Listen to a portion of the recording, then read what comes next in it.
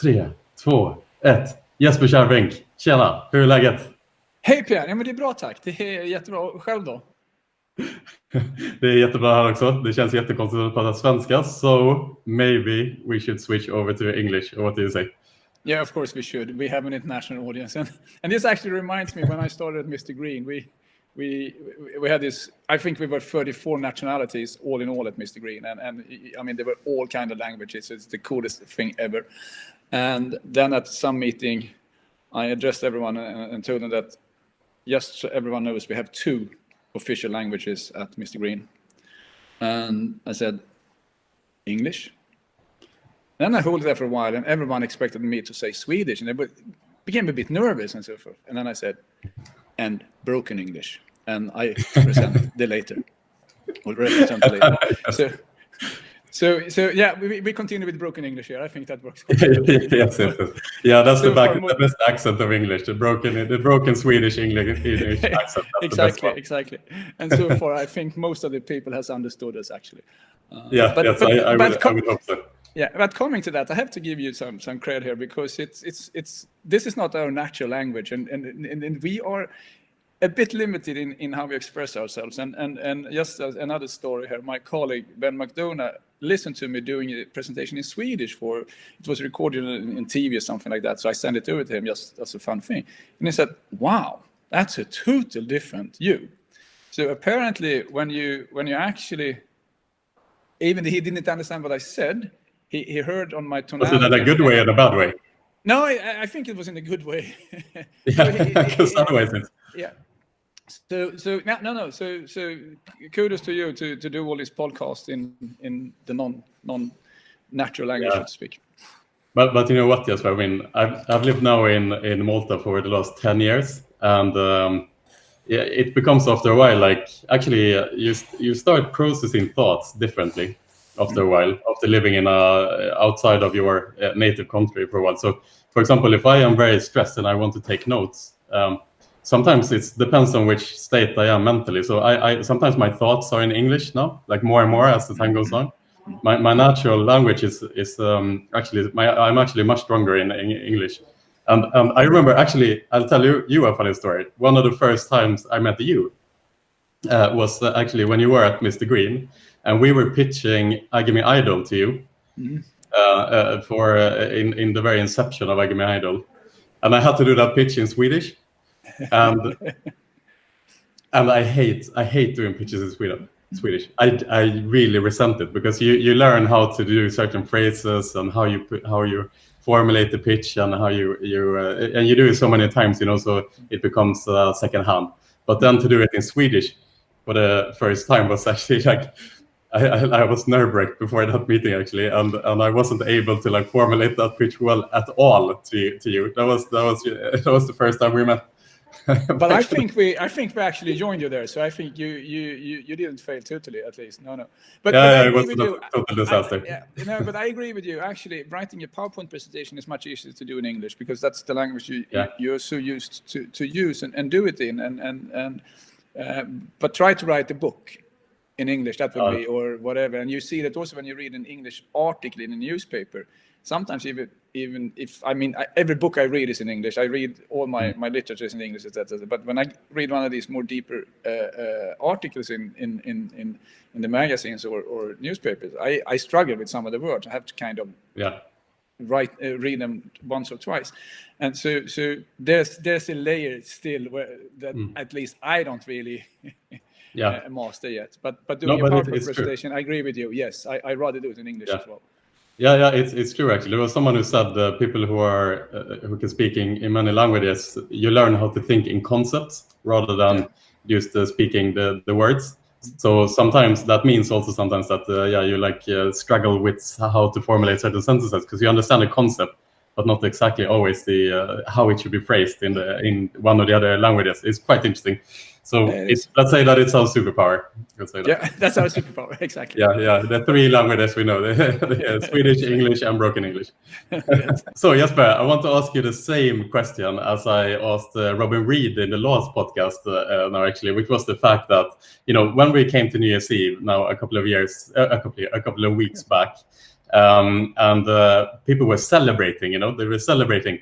Screw 2020, it's over. The past is the past. 2021, here we come. And then like 5 days into 2021. Western democracy is falling apart. Things are going not so well as expected. But in either case, I also, Robin, what's your New Year's resolutions now for 2021? How are you looking forward to this year in general? But I'm an optimistic guy, and I always start a new year being very optimistic. And yeah, this year started. Of course, that was one of the most crazy things I have seen. But honestly, we should all have seen it coming, because that guy is the Trump. I mean, he has behaved as the idiot he probably is. So we shouldn't be that surprised. Unfortunately, he took it all the way out, and that, for me, that kind of only shows how stupid he is as well. I mean, he killed his own legacy. Whatever legacy he had at that point, he could have saved some of it by walking out with some honor and focusing on the vaccine program, etc. But now he has killed it. But that's one guy. I still think that, and it also showed that the US democracy actually works, because it stood back in basically all its full power. So I think this year has started good. We have winter in Sweden. That's a good thing as well. And now 2020 will go to memory as a very difficult year for a lot of reasons, and a very strange year as well, because it's I mean, normally when you had really, really bad years, they affect everyone, especially when they affect the economy and the financial, or perhaps not everyone, but the majority of the people. But this time it has been divided. We are an industry that actually has been doing good during these years, and then we have other industries that's totally catastrophic, like hotels and restaurants and airlines and travel agencies, etc. So it's kind of a divided experience. Yes, underneath you have the pandemic and the COVID disease, of course. And for those who has been really affected that one, that's like awful. At the same time, that the other 95% has not even been touched by it, or whatever the number is. And then some people has had devastated experiences from a financial point of view, while others actually has grown their financial assets, etc. So it's a strange year. It will go to history as not only a bad year, but also a strange year in that sense. Yeah, that's definitely true. It's a paradigm shifting year in some ways. So with technology is moving forward, some organizations exactly, they will come out. Yeah, they will come out some really good stuff. I mean, if you look at the health sector, the public health sector has probably, the digitalization in this sector has jumped 5-10 years, leapfrogged in 1 year, and you see this in the way we meet now, and you see this in education, etc.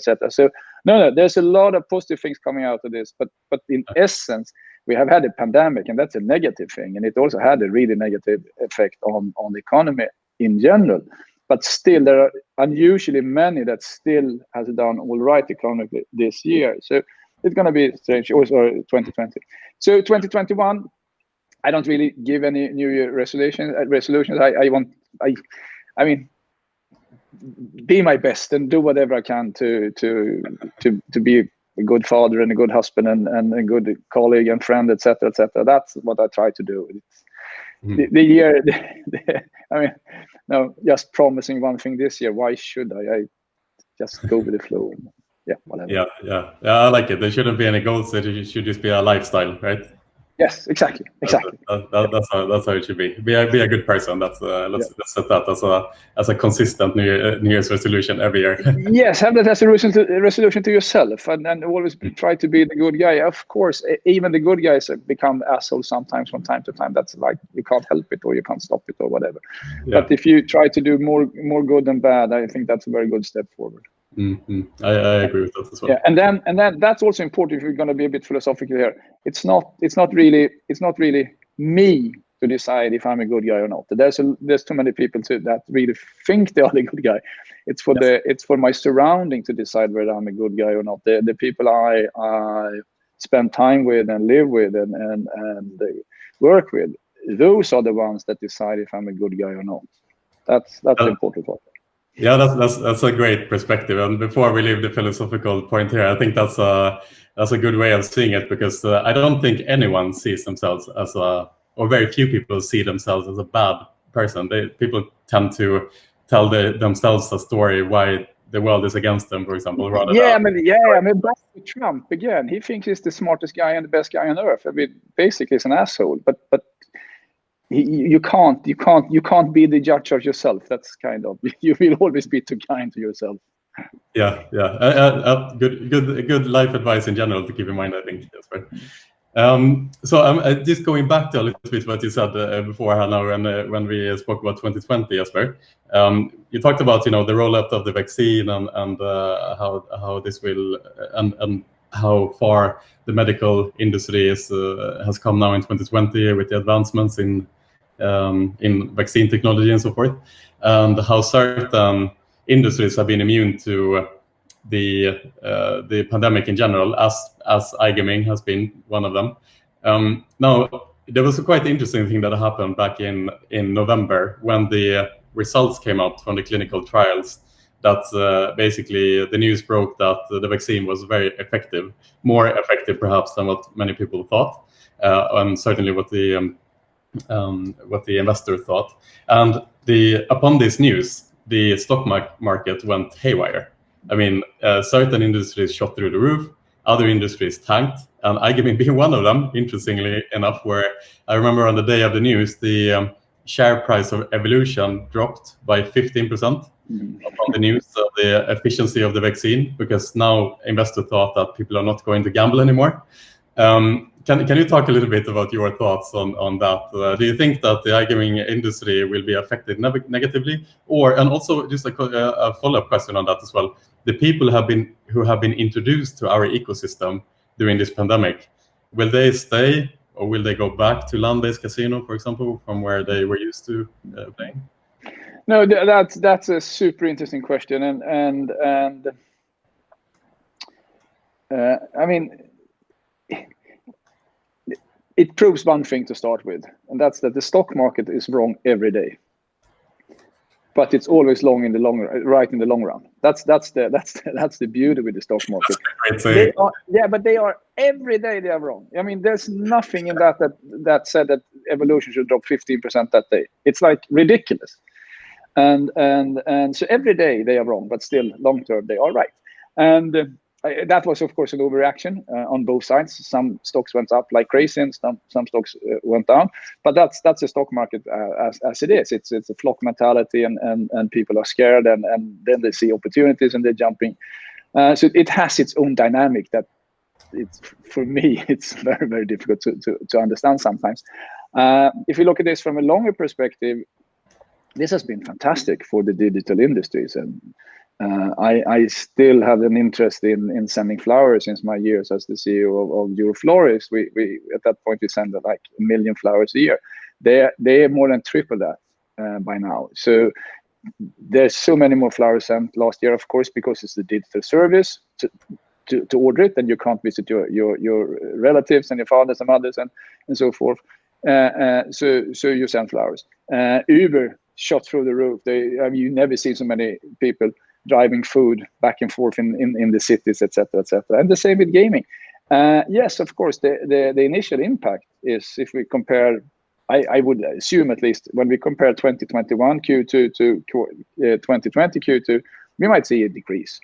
But if we compare it to 19, it will still be a massive uptake, because we have more customers, we have more material to retain, so to speak, and we have new customers coming in there. Will they leave? No, I don't think so. Will they play as much as they did when they were totally alone, had nothing to do, sitting in the sofas all days? No, perhaps not. But if we compare to before the pandemic, it will still be a lift. And this goes for gaming, this goes for sending flowers, this goes for Uber Eats, etc., etc. There's so many things that yes, it will go back to normal, but it will most likely go back to normal on a higher level. So this has been beneficial for a lot of digital industries. So once again, it's a matter what you compare with. I think doing the comparison between 20 and 21, yeah, it could look a bit weak, but we should look back at 2019, because that's a more, 2020 is an abnormality in itself, in so many ways. I think we should more compare to 19, where everything was normal again.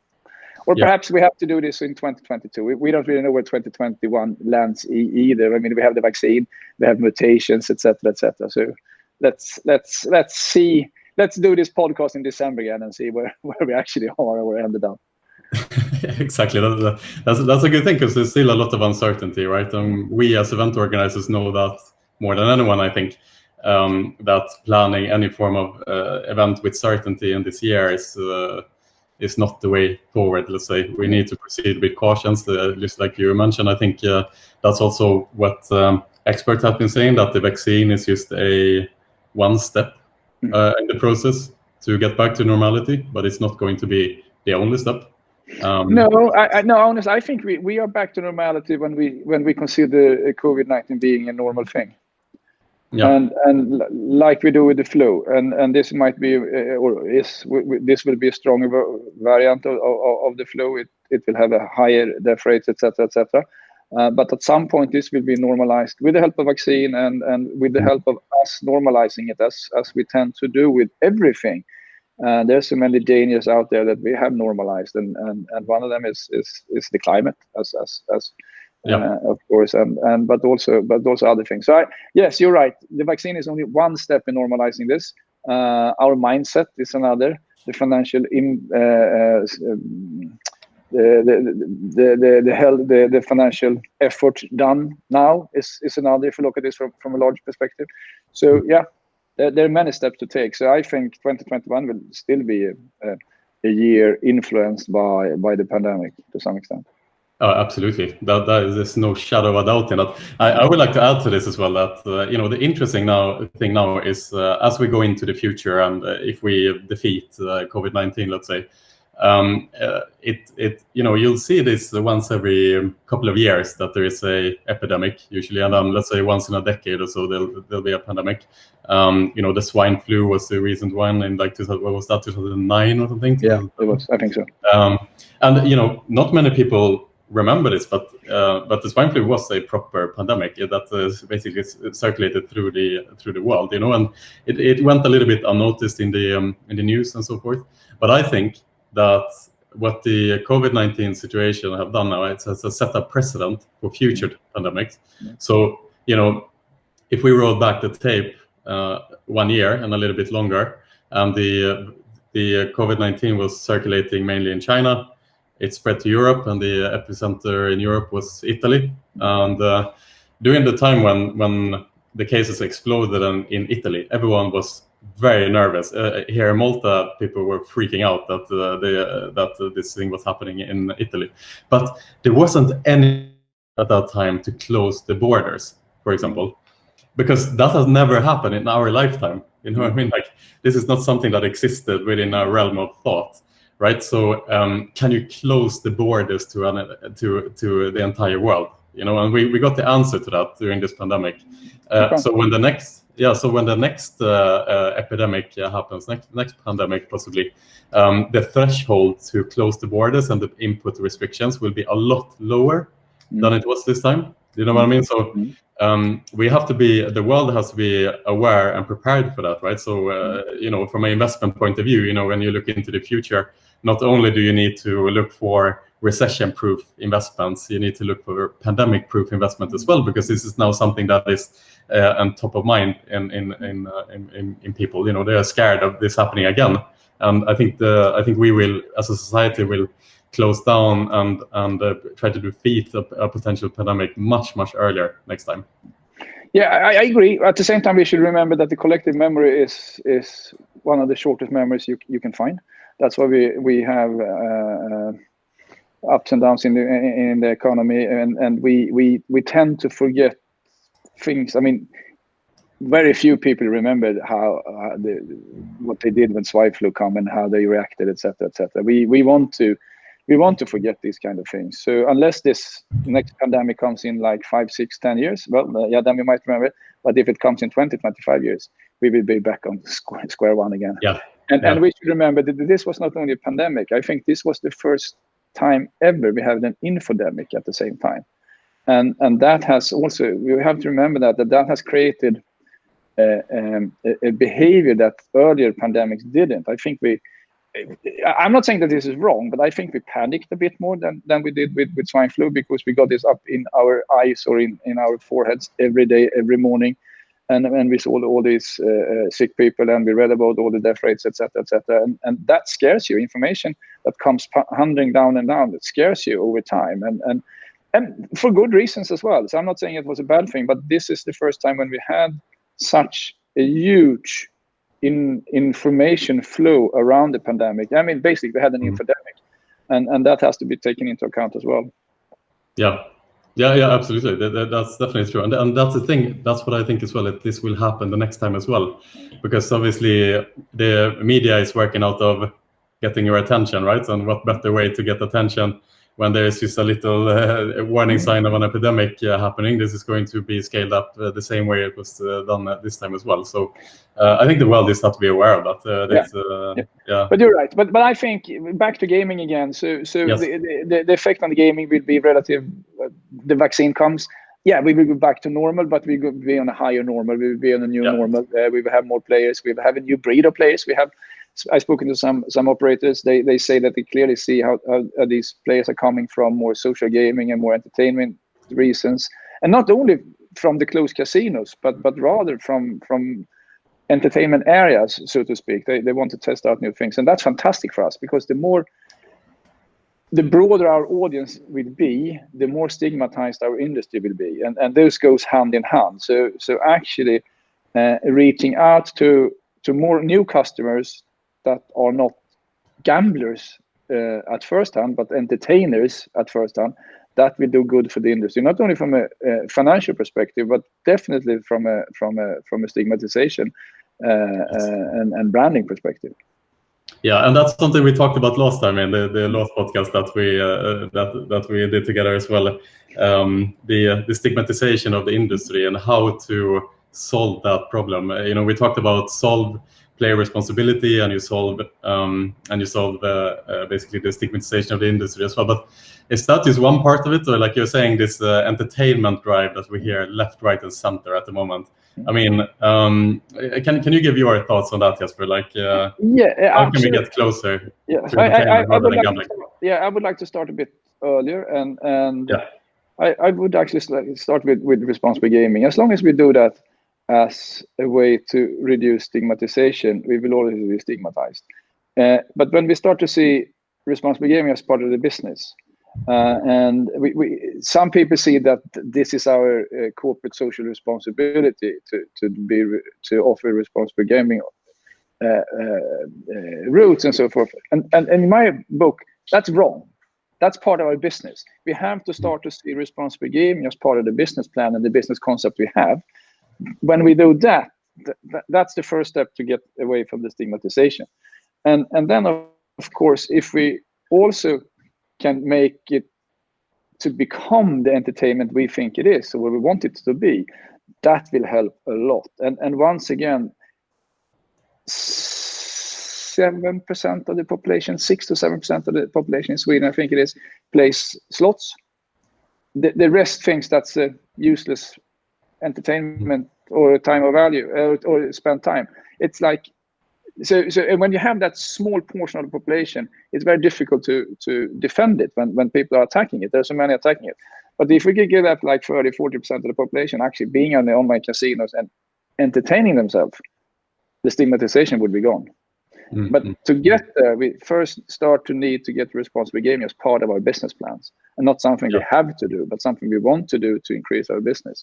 So I think these two go hand in hand, but entertainment, absolutely. And we will come there, because soon we have all the old bricks and mortar casino players are entering into the online world.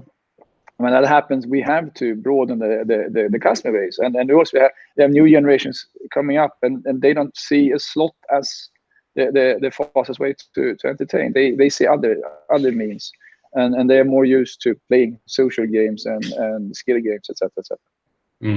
Yeah, that's true. And as you are mentioning, the traditional land-based casino players are in pretty rapid pace moving on to online. There was EGBA. They released a report just the other week detailing that the total online revenue from the total European gambling revenue rose from 24.8% in 2019 to 34.7%, I believe. So from 25 to 35%, basically, in 2021. Now they expect this to decline a little bit in 2021 as the casinos are now open again. Yeah, they expect the growth rate to decline, and I'm not sure perhaps the numbers. But have you started?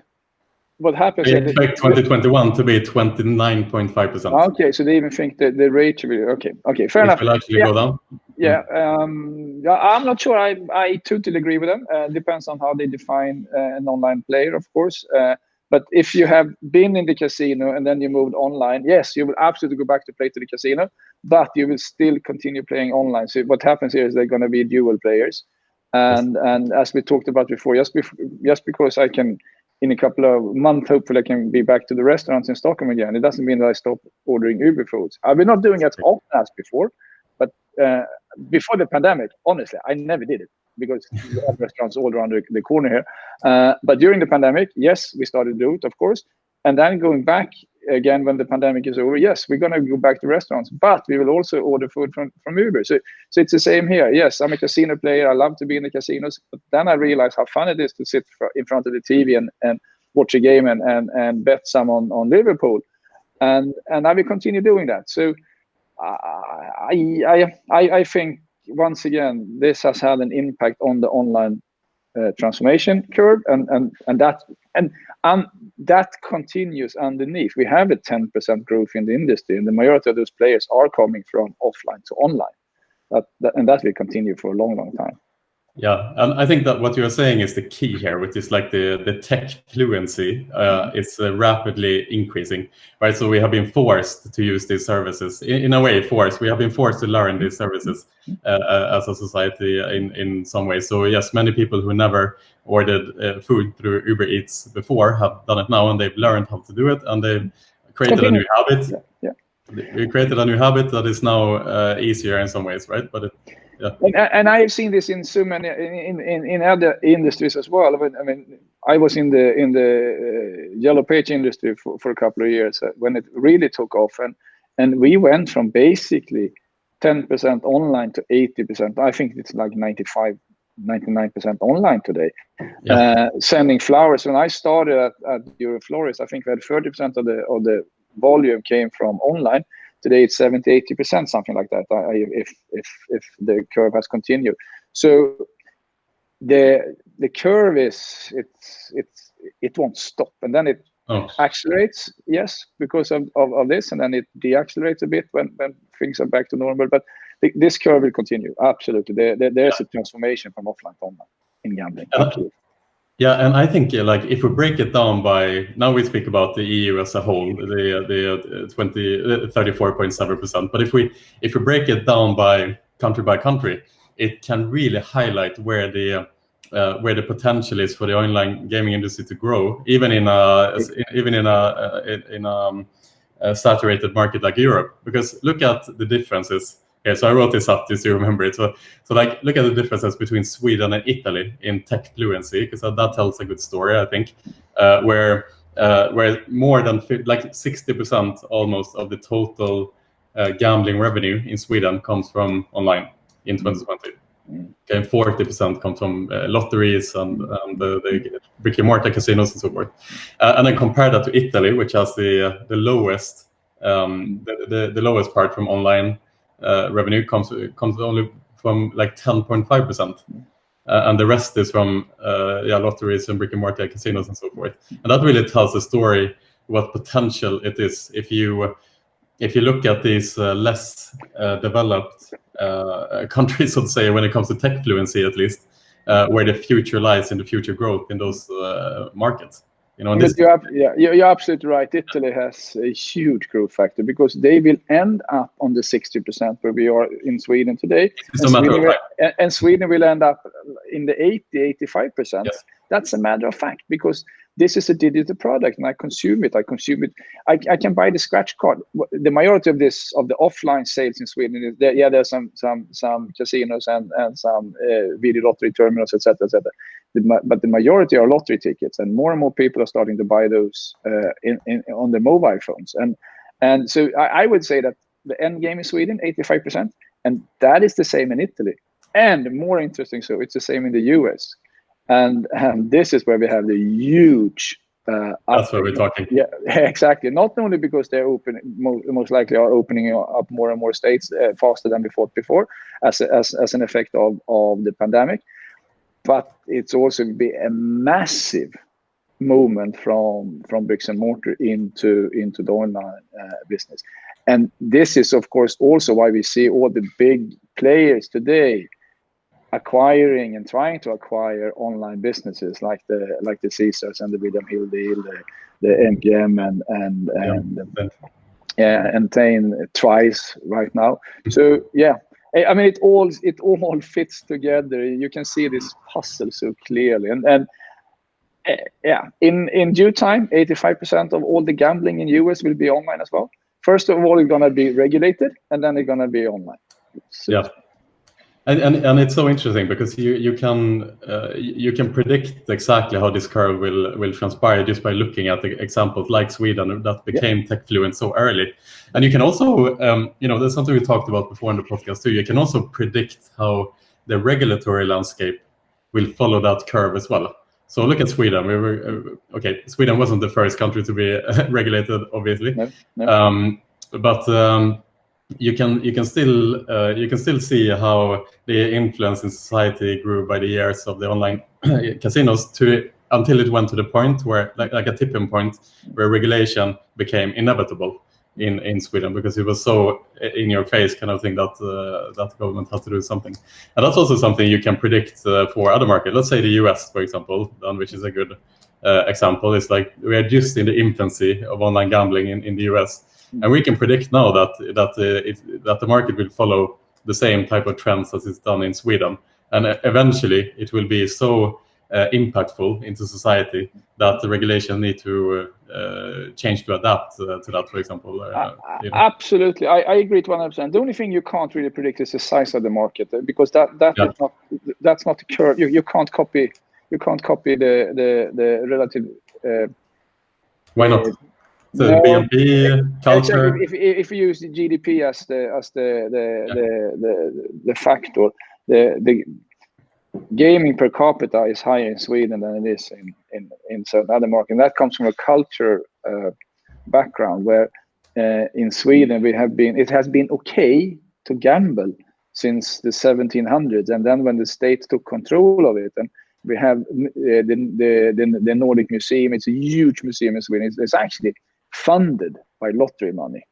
A lot of the sport and the industry, penninglotteriet, a lot of the sport and the industries are financed or have been historically financed by gambling. So it's a legacy of and it's also very low stigmatization when it comes to gambling in general. And this is quite interesting because in Sweden there's a level of 65 to 70% of people are gambling in the sense that they pay for something and there's a chance of winning something back. And then you ask your friends, are you gambling? And say, no, I don't gamble. But you bought a scratch ticket, Trislotten. Yeah, but that's not gambling. That's not gambling. Exactly, that's not gambling. No. So I think I would say that it's even higher than the 65-70%. I mean, look at Bingo Lotto. Exactly, Bingo Lotto. Everyone bought one. Every single person. Yeah, exactly. And then when they call, say, no, I'm not gambling. No, I'm just buying Bingo Lotto. So and you don't have this. Then you have other countries where it has been. You have not had this really state-owned, driven big pools, etc. So you can't take Sweden or any other like UK. You can't take those as an example, saying, okay, your population is this. your tech savvy is this, and when it comes to this, it's going to be this. No, but you can see the trend and the curve will be the same everywhere. So whatever gambling you have, it will move from online to offline. And whatever gambling you have that is unregulated, like in the US has I would assume a pretty large black market for sportsbook that will now move into the regulated area, and then it will become a part of a growing industry. Yeah, and let's say on that topic a little bit, because it's super interesting, and I'm trying to also understand this a bit better. I mean, Jesper, you used to be the CEO of Mr. Green, obviously, an operator. And I look at, for example, the differences in the approach that certain operators are taking to the US.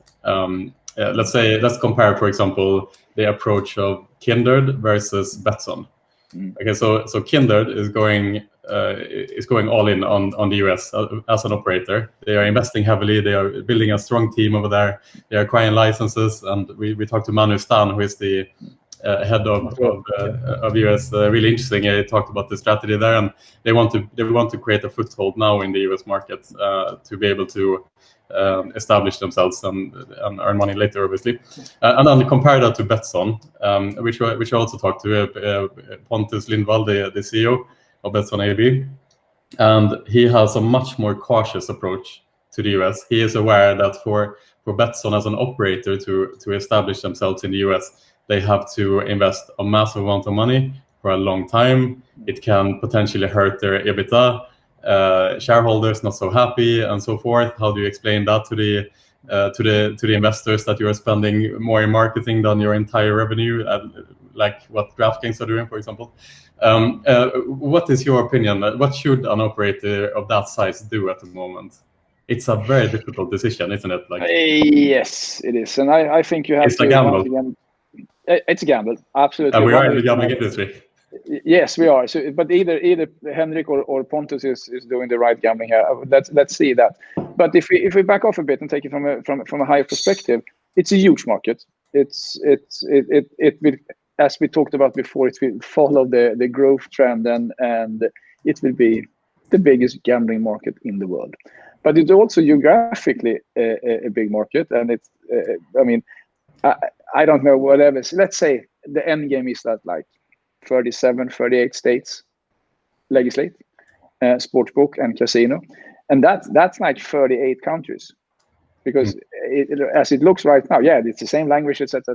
But from the licensing process I have been involved with in when it comes to the states that are open now, there is a new license in every state. Yes, you can reuse a lot of it, etc. But and then market-wise, it's different to sell this, and you will have different competition in Texas most likely, and than what you will have in New York, etc. So it's a huge bet.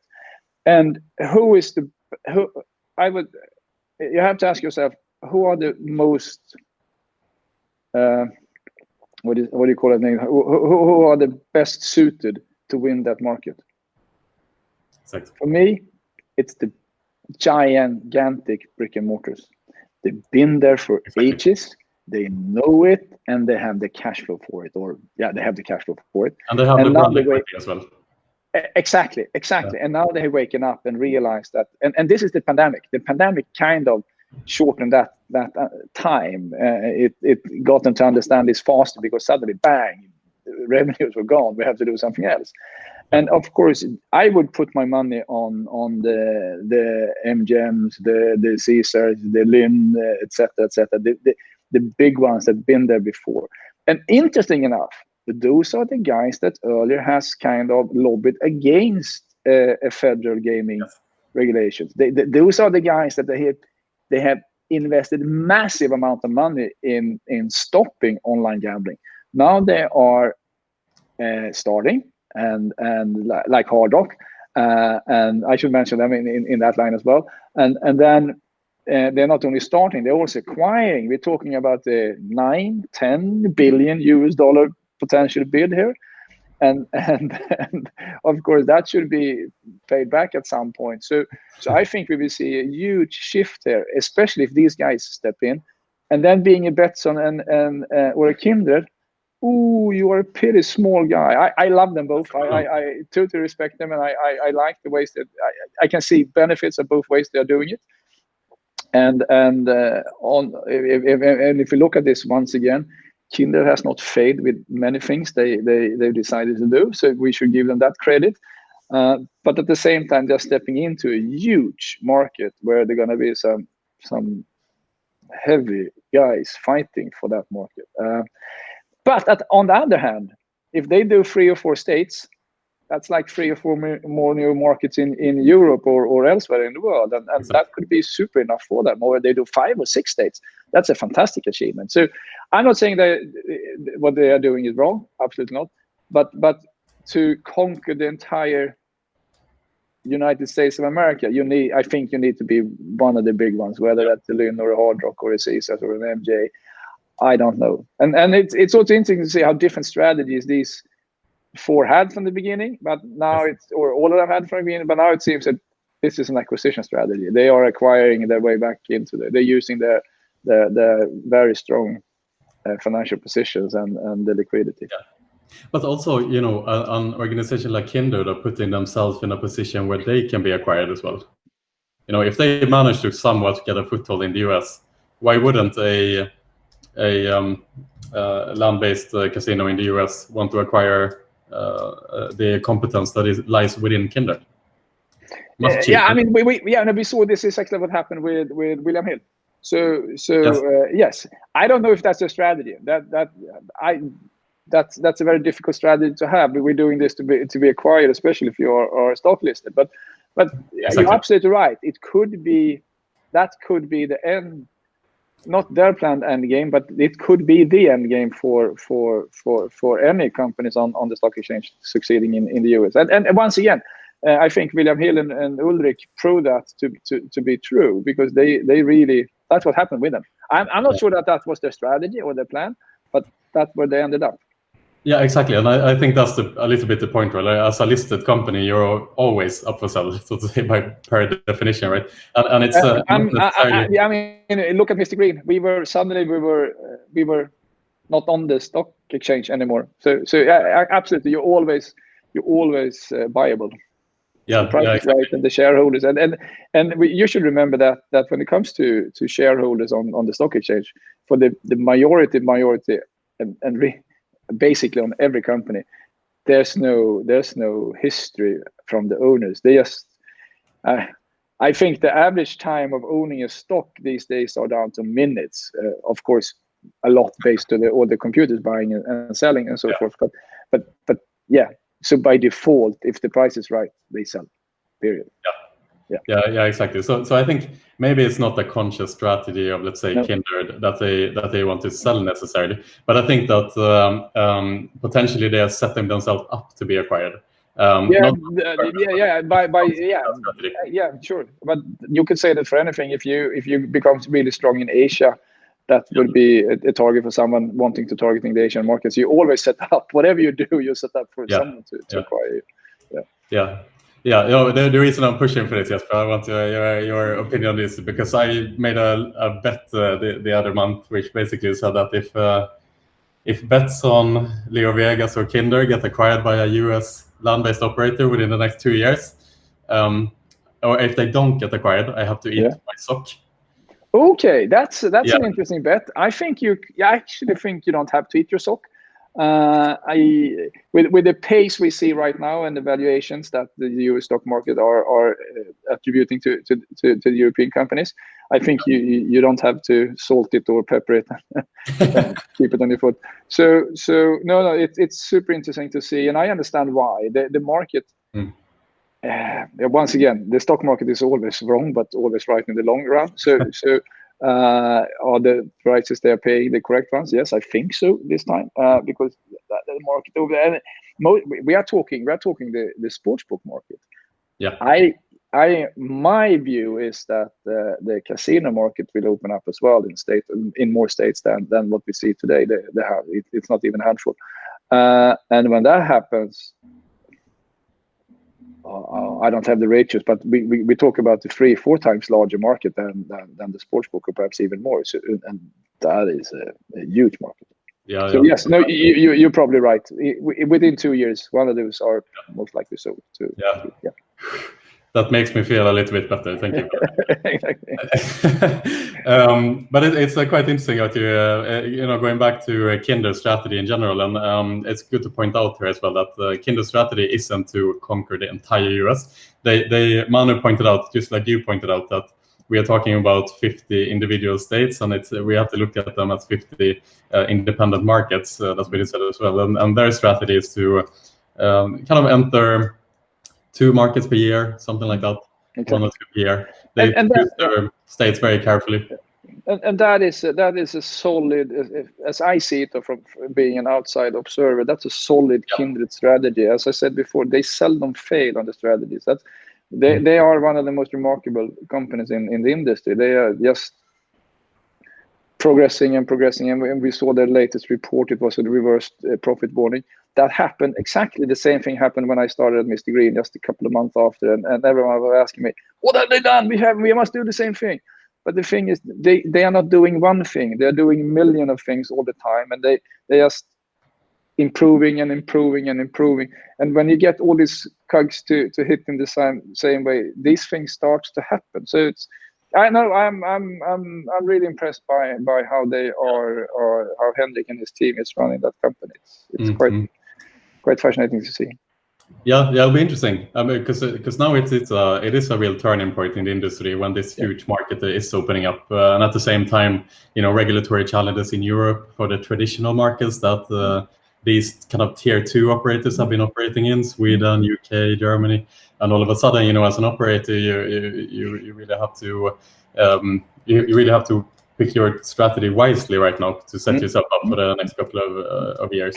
You have, and you really need to expand, and the challenge for this industry will come in 5, 6, 7, 8 years time when all the markets are there are no new territories to conquer. There are all the routes are taken, all the maps are written, etc., etc. So if you want to be a famous explorer, you have to do some really crazy stuff. And we're not there yet. There are still a lot of markets that will open up, and there are still a lot of markets that it's not really explored yet. But I would say within 10 years, this industry is going to look totally different. And I think we will see on a larger scale. This will not it's not being a monopoly, but an oligopoly in Swedish, or whatever that is in English. Oligopoly. Yes. Yeah, something like that. I think people know what it means. Speaking about broken English. Exactly, that's what's really broken English. So I think we will see perhaps not a handful, but a limited number of really big players taking over the gambling world, and that makes sense because we all want to have big pools. We all want to have high liquidity whenever we play poker or bingo or doing the lotto coupon or whatever. So it's nothing unnatural in that. It's basically where the industry is coming from, and I think it will reverse back to that. And those will be gigantic companies, because at this already today, money-wise, we are one of the largest, or perhaps the largest entertainment industry.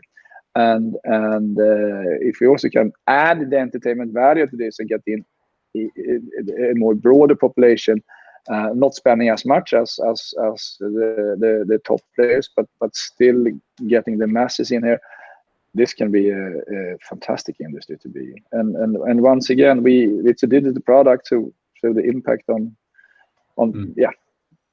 everything is quite simple. Yeah, I tend to agree with that as well. And I think just like we talked about now, is that the winners, so to say, in 10 years when this shift have happened, you'll see the decisions that are being made now, I think, are going to set up these companies for either being one of the winners or one of the losers. So if I were for the investors at the moment, should really pay attention to where the operators particularly are positioning themselves right now to set themselves up for success. And the ones that are too stuck in certain traditional markets without a clear strategy for how to become a true global company, they might be the ones who are struggling, even if they are big today, let's say. Yeah. No, but we had this discussion back at Mr. Green, me and Per Norman, that we were on a good day, we were one of the smallest of the largest. Or depending who we spoke to, we were one of the smallest or largest, and we were one of the biggest of the smallest. And we were in this no man's land that was extremely difficult. We saw this to be happening. We saw this. So we realized that we need to be bigger. Either we become bigger by ourselves, by starting acquiring companies, or we get bigger by actually being part of a larger context. And at that time, we also saw that others saw this with us, and then was when the M&A talks started. But for us, that was part of it. It wasn't part of the strategy, but it was part of the future. Either we get acquired or we acquire, because we have to be bigger, and this is what we see now. And if you're on the wrong side of that line, future could be quite tough. Yeah. If you're the right side of that line, I mean, yeah, sky is the limit. Yeah, it could be, because it's a high margin business, but it's still it's also volume based business. It's scale fast when you get across certain levels. So no, it's interesting. It's really interesting, and especially from the investor sides. And I'm really thrilled about this MGM and Tain bid. It's like MGM has declared, not saying it, but they declared we have to buy something. We have to buy something. We want to buy something, and now they put it. So it's going to be really interesting to see how that ends up and what the price is. Yeah, they don't have much leverage in that negotiation, that's for sure. Unless they do a smart double back and go to someone else, whatever that would be Bet 365 or whatever. I don't know, but no. Otherwise, they really show their hand very early into that one. But it's understandable, because they have to go digital. They can't. And quickly as well.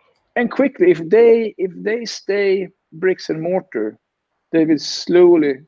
That's the start of a slow fading away, basically, not over 2-3 years time, but over 10-15 years time. And being such a large company, you have to have a planning horizon of at least the 15-20 years to come.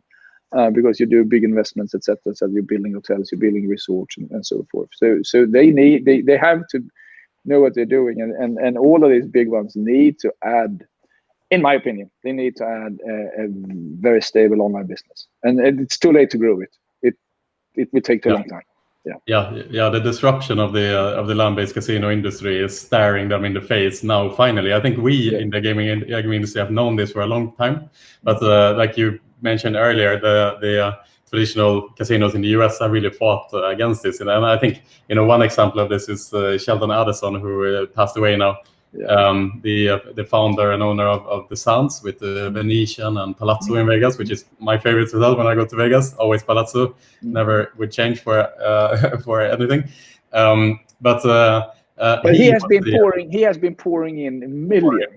Yes, a biggest donor of the Republican Party.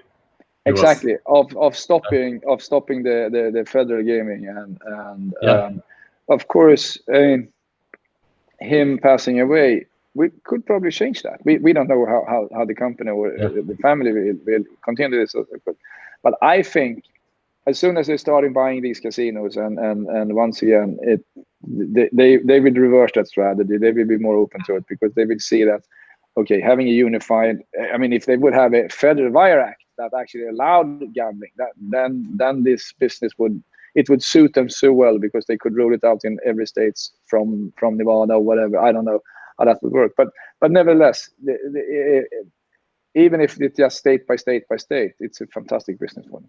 Yeah.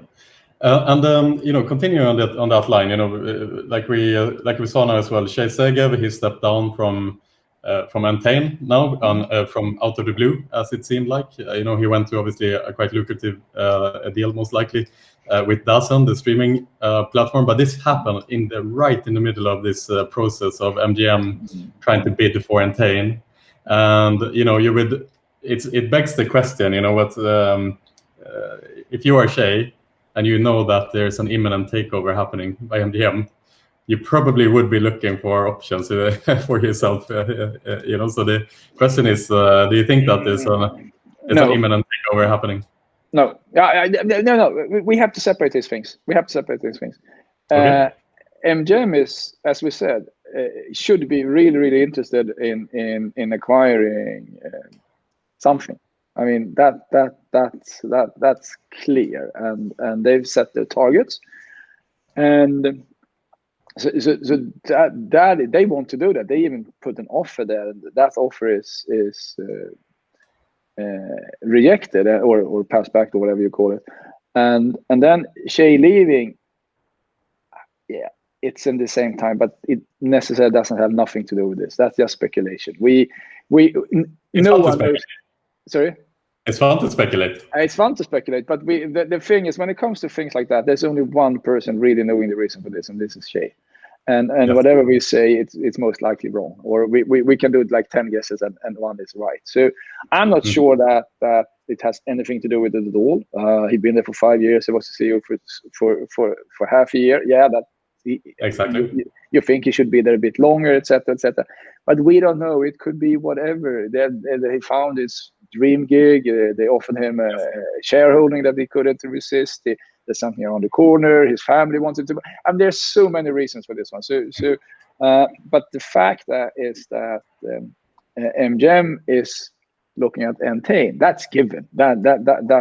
But if let's just speculate, really speculate. If I was in that position, I would have waited whether they bought it or not to see what happened. If I want, and as a CEO, you can put yourself in a pretty good position there because you are the one running the show.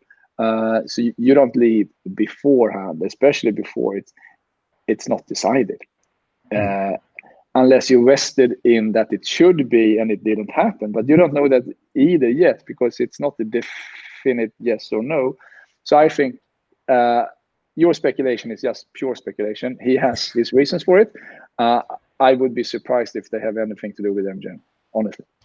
I smell that there's a little bet happening here, actually, Jesper. So, can we say 10 euro then within 2 months that they have agreed to, or not agreed, but let's say that there's a new bid coming. That is significant. No. We can't bet that because we're on the same side. Yes, it will come. Okay. But I don't think. Try. Yeah, exactly. I'm not sure that was the reason why she left. Okay. I don't think so. There are so many other reasons, and it's so difficult to speculate. Yeah, but it's still fun to speculate. Yes. I tried to hustle my way to 10 euro there, but you were quick with your thought, unfortunately. But it was a good try. But let's speculate a bit more because obviously Shay going to DAZN, which is a streaming platform focusing on boxing primarily, but I think they also want to expand to other sports as well. Now that begs a little bit the question: if you're a DAZN, and if you have the rights to all these massive sports organizations to stream them live, you have a massive database, a lot of people in your platform consistently, and then you bring on board a gaming CEO. Speculating onwards here now, wouldn't it make total sense for a company like DAZN to bring on board like sports betting opportunities within their streaming platform? Now talk about disruption. I mean, yes, no. I love it. That's a brilliant question, Pierre. And I would say this is not only for DAZN. That this could be for any streaming services. Any streaming platform. Yeah, or streaming platform, exactly. And what I see being a bit intrigued here is if we start a bit off that track, is that they are co-CEOs. It's like co-CEOs, exactly. Yeah, co-CEO. That's quite nice. Then you have to have a really cozy relationship if you're gonna do a co-CEO job. That's such a Swedish thing. No, yeah, exactly. That's a Swedish thing. We can do it in consensus. We take decisions together. Exactly. But what happens if I don't agree with you? There can only be one making the final call. Yeah. Because everyone knows that the best restaurants have 2 chefs. Exactly. Exactly. Yeah, exactly. Yeah, I'm gonna talk a bit. You're gonna pepper a bit. No, what you're doing is so you're absolutely right. But sorry, I couldn't resist that one. It's a bit strange. But never mind that. But what they are doing here is for me, it's super interesting. That's I mean, look at this one. I'm a Formula 1 fan. I watch all the races. I love the drama of it, even the boring races. I like that. But imagine if I could sit there and not via my but on the TV and do the in-app bets and there's a very, very interesting startup in Sweden. they are doing on-the-fly odds changes in live events for fast-pacing sports like Formula One. We can take that as an example. So basically, as an overlay to TV, you can put the odds on a sticker above Ricardo, and the odds there for him to win is like 255 in the beginning, and then it changes during the race. You can see it. So when he slips in the corner, it goes down to or up to 285, and then he kind of has opportunity or take over, and they do a takeover, and it goes down to 220, and that's the thing. You can the increased entertainment level of that, even if you don't bet, is amazing, because then you follow the race from another perspective. You say, they think you're gonna win. I don't think so. Yeah. Oh, look at that. The odds is going down. And here comes Lewis, and he got a flat tire. His odds went from 105 up to 12. But I think he can overtake them back again, etc., etc. And so, but if they add sports betting, I'm not saying they will. You're right. It's the right way to speculation. Yeah, because Jay is coming in there and he has this background. But if they do, that would be an amazing product, and absolutely that would be a disruptor. And then MGM have to buy them instead, or also. Also, yeah, exactly. Because then you have ESPN. In Sweden we have C More, for example, and these other streams. Yeah, exactly. But I think the ones that has the biggest clutter is the rights owner, like the Formula One. They control it from start to end.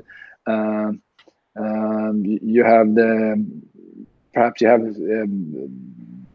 NASCAR and these organizations, and it especially goes with sport where there's a lot of shifts happening. We Swedes, cross-country skiing, that would be fantastic to see how the odds is changing, where they're going up and down in the positions, etc., etc. Yeah. So, but I think yes, streaming services, but it could also be the rights owner that will take this on board. Yeah.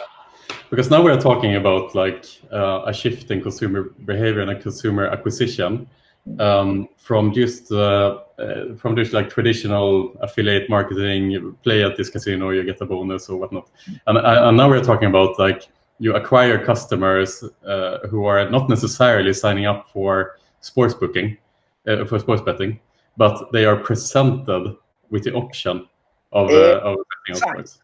Exactly, you are so spot on that point here, because what happens here is that I am enjoying the Formula One race as a Formula One fan, or I'm interested. I like the sport, and on top of that, I can place a bet. Fantastic.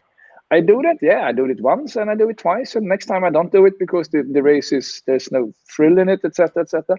So they are, in the sense, acquiring customer without going through affiliates, big marketing campaigns, etc., etc. We are already there as a customer or as a viewer, and then you can easily turn into a customer. Yes. So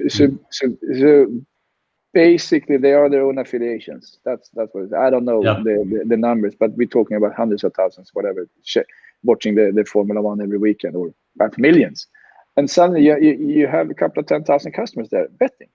You don't have to have them. That's not your core business, but it's a nice side business to have. And we all know that when you don't have to have them, it's easier to get them, because then you can have a bit of a more relaxed relation to them. You're not so dependent on them. You don't come out as eager. You don't come out as desperate.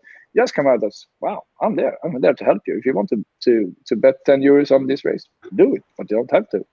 And that's a totally new, that will be a paradigm shift in gambling, where we are very pushing and very aggressive, like almost to the level of being desperate sometimes.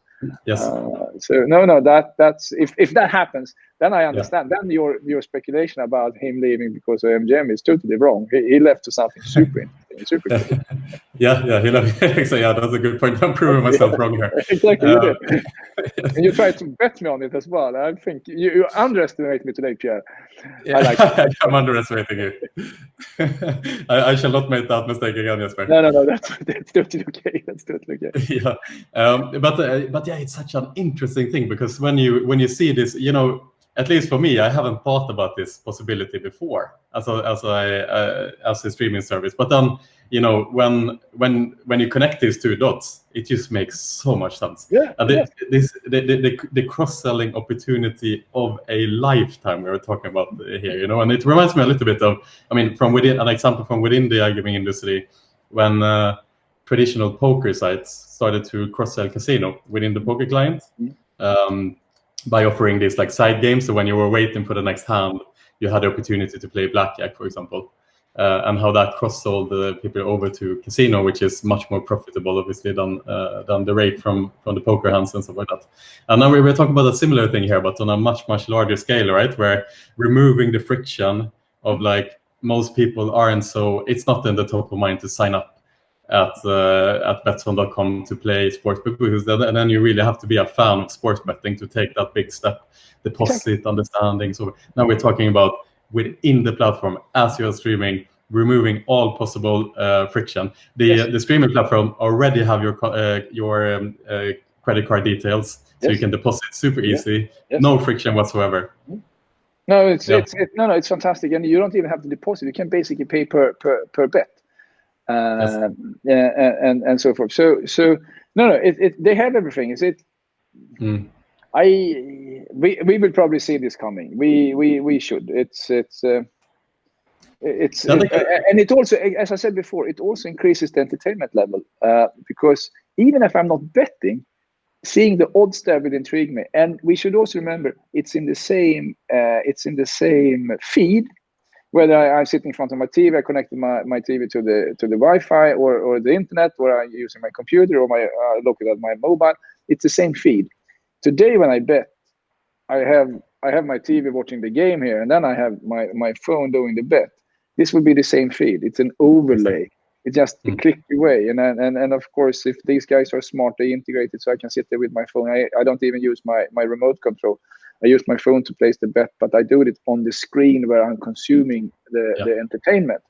And most of us are still consuming the sport entertainment on the big screens because it gets a much better experience, a user experience or entertainment experience, rather than the small screen. And if you can add that layer on top of that big screen, you have a disruptive product per se. Absolutely, by definition, it's a hand in glove, you know, and you know this. If Shay and his partner hasn't really thought about this one, he should call you and you just spin it up in a PowerPoint for them and tell them this is what you should do. Right? We take 1%. That's it. Business development by Pierre. That's good. Exactly. And to give credit for it, because now it sounded like the idea is coming from me. This was actually something that Robin Eric Reed mentioned to me. So I don't want to make it sound like I am like the mastermind of this or something, or that I'm coming up with this. No, absolutely. I mean, Robin is a smart guy, so we could assume that something like that came. That was a given. Yes, exactly. But it's such an interesting question, because you know we talk sometimes about like disruption of an industry. Well, what can disrupt the industry? It's always a healthy conversation to have, you know. And you know, if you were a traditional land-based casino 30 years ago or 20 years ago, then the question to that would be online. But it's sometimes not so easy to see the forest for the woods when you're in it, you know. No, but adding, and what we're talking about here, if we took it from a more philosophical and general point of view, it's adding a layer of entertainment on top of an already existing feed. Yes, and removing friction. Yes, and this could be the same for this is basically what I would say. This is what Evolution is doing in live casino. They are adding a layer of entertainment on top of classic casino games to a large extent, and so we see this already, and they have kind of proven that this is the way to go, and I think we will see it for the slots. We will also see it for the arcade games that we are working with a lot with Green Jade. But we will also see it in the sportsbook, and this is what the discussion we have had here is, or Robin's idea is a disruptive idea, and but you need to own the content, you need to own the streaming platform at least, and preferred with the content or the rights, but this is also, I mean, rights holders are always looking for new ways to find business. So for them, this would be fantastic. And the streaming platform also needs to find ways to monetize on their viewers, etc. Of course. Yeah. So looking forward, let's say like we move a couple of years. Let's say that we are right here, and this is the direction that the streaming platforms will take, not only DAZN but others. And in a couple of years, you'll have a couple of streaming platforms that are basically covering the rights of all popular sports and series within that sports, all the different football leagues and all these things. And then all of a sudden you have this market where you can sport bet within a couple of streaming platforms, so that will cover all your needs, let's say. So if you are like Bet365 today, for example, and you know that this technology is, or that you know that the industry is moving this way, you should be a little bit scared, I think. Or you should see the opportunities of doing it exactly the same yourself. You have the cash flow, you have the players, you have the... Start your own streaming platform. Exactly, start your own streaming platform, buy some content. Because that's a company, that's an idea, business idea that transcends the iGaming industry. Like if Bet365 will start their own DAZN, that would be bigger. That would be a bigger product than the entire organization, so to say. No, and they can do it. They have everything, and what they don't have, they can acquire, or they can recruit. Definitely. Yeah. And this leads me to esport, because that would be one of the, I mean, what we see now during the pandemic is a huge uptake in esports betting, because everything else was closed. And when I speak to people, it seems that we have this COVID pattern. People stay, they go back to sport, they bet on football, but they kind of found how fun and interesting it was. So the number of players and the volume is still higher now than it was before. And but this is a perfect. I mean, esports is stream sport, and you can put the odds on the players while they're sitting there, live odds, and so absolutely, I think this is also a future for the esport. This not struggling, but in a sense, they're struggling to find the big revenue streams. This could be a revenue stream. Yeah. When it comes to that, so you are streaming the game, whatever you're playing, and you have the teams they're playing each other, and you can set odds in between. You can do live odds setting, and depending on how the game is developing. Yeah, and that's also now if we are now anyway doing business development for DAZN, I mean, let's do a little bit more. This is a great idea for DAZN to like create an esports arm within the streaming platform, right? Yeah, they should. Right now you stream on Twitch. That's the kind of the platform where you see it. But there isn't any like mainstream, let's say, streaming platform which is offering esports streaming. So that's a next step as well, perhaps. It is, and then on top of that, they could add some betting on that one. Yeah, exactly. Yeah, I agree. What a lovely way. Now we are way over time today, Jesper, which is great. But when you start, it's just so difficult to get out of it, and it's super interesting to talk about. We planned this podcast a little bit before here today, and looking at the points that we wrote up, we didn't manage to go through that many, but then that's how it is when you have a good conversation, I think. Exactly. But to end things today, Jesper, yes. Every time I speak to you, there is a different painting behind you. And the paintings are always so interesting. They always have something very strange in them. And I have noticed that today as well, there is a painting behind you that has something very out of the ordinary on it. So can you just explain what this painting today is all about? I have to do like this. Yes. So, it's a Greek-German artist, and no, this is one of the best paintings we have. It's so strong, it's so good, and it has this combination of people. You can see they're all panicking except the old guy, and for me, getting older and older and being among the oldest these days, when I speak to people, that's a bit reassuring, and they're all panicking, and they're all seeing a threat, but everyone is seeing a threat from another direction than the other. So, and you don't really know why. And it's so full of interpretation, and it's extremely well done. I love that painting. And next to that painting, there's, perhaps you can't see it in this light, but there's let's see, my head gonna go this way. There's actually a bunch of black bananas. Okay. It's a Swedish artist named Johan Ström, who is specializing in not specializing, but he's doing a lot of really cool art, and some of those include bananas. So yeah. And then but then the room is full. But we shouldn't spend more time on that one. We have to do another podcast next time, and exactly. I know it's what sit. Yes, let's continue the tradition. Every time there is a new thing. That's a good idea. I'm gonna do that. Yeah.